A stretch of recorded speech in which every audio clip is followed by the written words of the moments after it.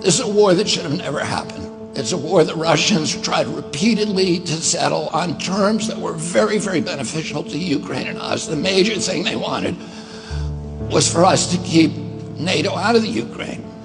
The big military contractors want to add new countries to NATO all the time. Why?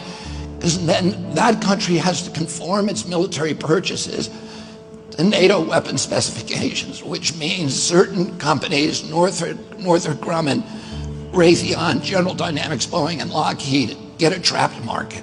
In March of 2022, we committed $113 billion.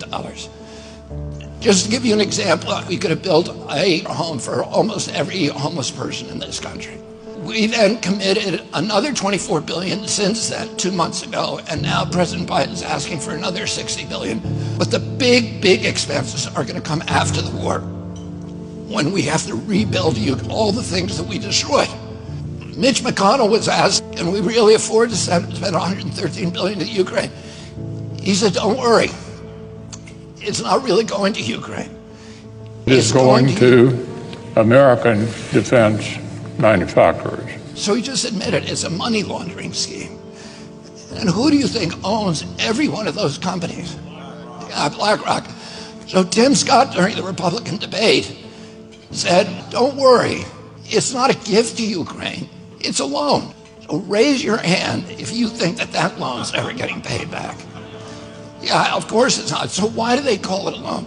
Because if they call it a loan, they can impose loan conditions. And what are the loan conditions that we impose on? Number one, an extreme austerity program, so that if you're poor in Ukraine, you're going to be poor forever. Number two, most important, Ukraine has to put all of its government-owned assets up for sale to multinational corporations, including all of its agricultural land, the biggest single asset in Europe. In Ukraine, there's been 1,000 years of war fought over that land. It's the richest farmland in the world. It's the breadbasket of Europe.